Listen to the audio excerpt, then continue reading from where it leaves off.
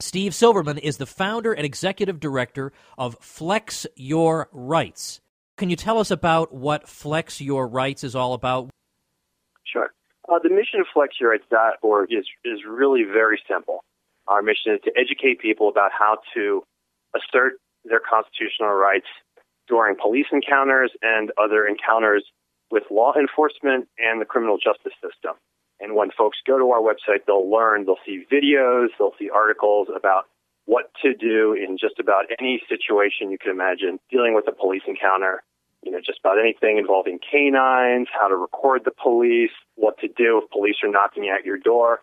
If police pull you over in your car, you're not required to let them search you. You can say, "No, officer, I don't consent to any searches. Am I free to go?" Everyone thinks that you have to be a lawyer in order to be able to understand your most basic constitutional rights, but that's not so. And so that's really where sort of the gem of the idea for Flex Your Rights came in, is finding areas within the law that people didn't understand, but then could be explained in very simple lay terms. And with jury nullification, it really dovetailed perfectly with what we were doing. Jury nullification is every juror's prerogative to vote not guilty during a criminal trial, even if you believe that the facts of the case have been proven. The prerogative that every juror has, dating back to the signing of the Magna Carta, which basically guaranteed that citizens get to decide what laws they're going to live under. So, even if the judge informs you in the jury oath that you are only allowed to consider the facts of the case and not the law itself, the truth is jurors have this power to vote not guilty if they believe the law is either morally wrong or they simply believe it's being misapplied in this particular case. Now, when you say that jurors have this right, now I understand that traditionally under the Sixth Amendment, it seems like people at the time of the Bill of Rights took for granted that a jury trial involved jury nullification. That was just what the definition was. It included this power. And you can find a lot of the founding fathers who believed in it and so on. But when you say that today jurors have these rights, is it really a matter of they have these rights and they're not aware of them, or these rights have actually been taken away from Americans? It's a little bit of both. It's so interesting. This is one of these things where once you see it, you can't unsee it. Once you learn, you read, Clay Conrad's book, you learn about the history where you have, quotes from the founders where essentially they're saying straightforward that, this is the power that citizens have. The power of the jury is the power to determine the law itself. This is the basis of the Bill of Rights. And it was well understood by them. It was something that wasn't even questioned or really debated at all. But over the years, something, happened where it was sort of slowly taken away. The case that enshrined this challenge for jurors was the Farce Case, I think, in 1895, which basically ruled that judges weren't required to inform jurors of their rights. It didn't mean that they weren't allowed to or that jurors no longer had this power. It simply said that judges were no longer required to do this. But the practical impact of this was that judges did not allow any discussion of this whatsoever. And so you have this situation where jurors have this power, but the courts essentially ruled that the jurors kind of have to come almost pre-installed with jury nullification 1.0 before they come in, because they can't count on the judges or even the defense counsel to inform them about this right. And so it's been sort of this secret dormant power that jurors need to know and understand, that they can't be punished for their verdict, and they have this power, but they have to know it before they come in. You can never count on the government. You can't count on the prosecutor. You can't count on the judge. You can't even really count on the defense counsel, because they may have been barred or essentially threatened by the judge, who may not even allow them to make a jury nullification argument if they even know how to do it, because they're probably not taught about this even in law school, which is a scandal in and of itself. But isn't it actually even more than that? Because isn't there this common joke that if you want to get out of jury duty, all you do is just tell the judge that you believe in jury nullification, you'll be out of there. Doesn't that mean then that, let's say I'm some guy who I show up for jury duty and I fully intend to employ jury nullification. If I use those words, jury nullification, during deliberation with other jurors, does that invalidate what I'm saying? Does it in fact mean that we've had a hung jury? Like, what does it mean? I mean, am I allowed to say that? Or if I wanted to engage in jury nullification, would I have to do it in a sneaky way? Would I have to say, well, I don't think I trust that witness, and then just belligerently refuse to trust that witness, and then they can't convict? There's this prevailing myth that exists among the population that if you get on the jury, that is proof that you're stupid, because only stupid people get on juries because they only pick stupid people. Well, this has perhaps become a self-fulfilling prophecy in a way. So the first thing to do if you're trying to be a hero is you want to decide the most important and powerful political position you will ever have in your entire life. And so once you see that jury summons is not just this annoying inconvenience where you're going to have to go to this place that's going to be a lot like going to the DMV. It's not going to be glamorous. If you get on that jury, you're going to be the most powerful person in that room. Once you get that idea, I think all these other things can fall into place. For example, if you say during the jury questioning, the selection process, I believe in jury nullification, you will be struck from the jury immediately. The prosecutor will immediately remove you. And so if you're going into this trying to figure out a way to avoid jury duty, yeah, sure, go in there and give a speech about jury nullification. You'll be removed from the jury. But then you'll also be removed from something very important, which is the opportunity to potentially set somebody free who is the victim of a malicious prosecution against someone who has broken or not broken a bad and immoral law.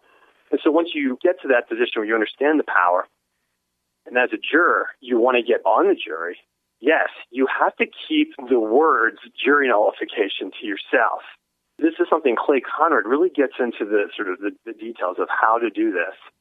And it's interesting because the idea is for people, among people who understand jury nullification, a lot of them have this misconception that there's no way a person of conscience can get themselves on the jury without outright lying. It's not so. Now, certainly there's going to be some facts about you that if they ask you directly, for example, have you ever been convicted of a felony? And if you have, well, first of all, you probably wouldn't even get the jury summons because, you get that from the voting rolls. But you might want to reveal that. But it's not your job to volunteer the nature of your conscience. And so it's not your job to tell them, well, I'm part of the 58% of citizens, according to the latest Gallup poll, that think marijuana should be legal, for example. You don't need to say that, even though they're trying to weed out those people, no pun intended, if it is a marijuana case, for example, or a medical marijuana case. And so it's very important to not reveal the full extent of your conscience. Say as little as possible. Don't volunteer anything you don't need to volunteer, and let them do their job. And this idea that you simply are judging the facts of the case is nonsensical. I mean, there's a great quote by Alexander Hamilton where he says, jurors should acquit even against the judge's instruction. If exercising their judgment with discretion and honesty, they have a clear conviction the charge of the court is wrong.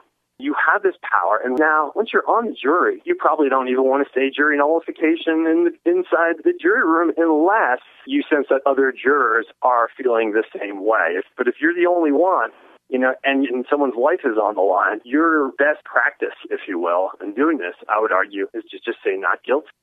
If you want to argue a reasonable doubt defense, and sort of play on some of the themes that the defense counsel may have brought up and just say, I don't think they proved the case. I don't trust the government's witness who is basically paid off so that they could get a better deal with the prosecutor. I mean, it varies from case to case. You don't want to say jury nullification in that case because it's possible that you could be struck from the jury in that situation. It's unlikely, but it's possible. But you certainly don't want to bring up jury nullification if you have an interest in getting on that jury and ultimately deciding whether you think the facts have been proven and if you think the law itself is moral.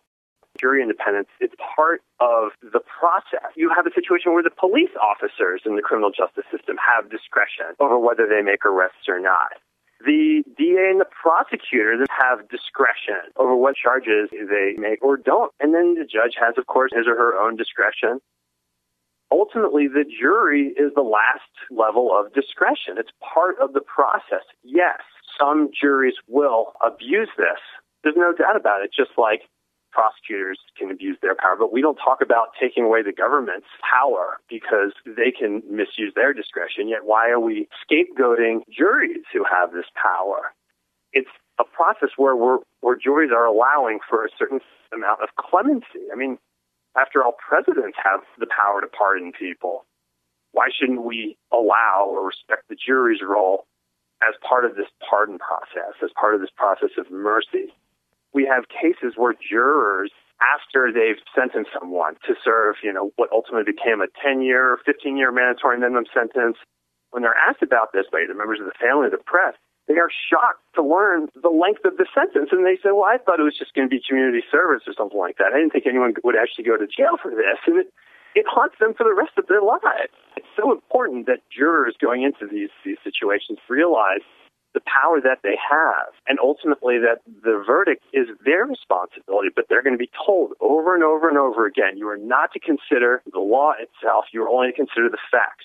And if the jury, sends a note to the judge asking, what's the likely sentence of this going to be?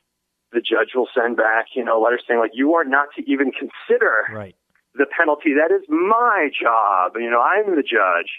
Your job is to simply consider the facts. Yes or no. Was the crime committed? Yes or no. And that's scandalous, I think. When jurors are expected to already have to know this beforehand, that they have this power to disregard the law.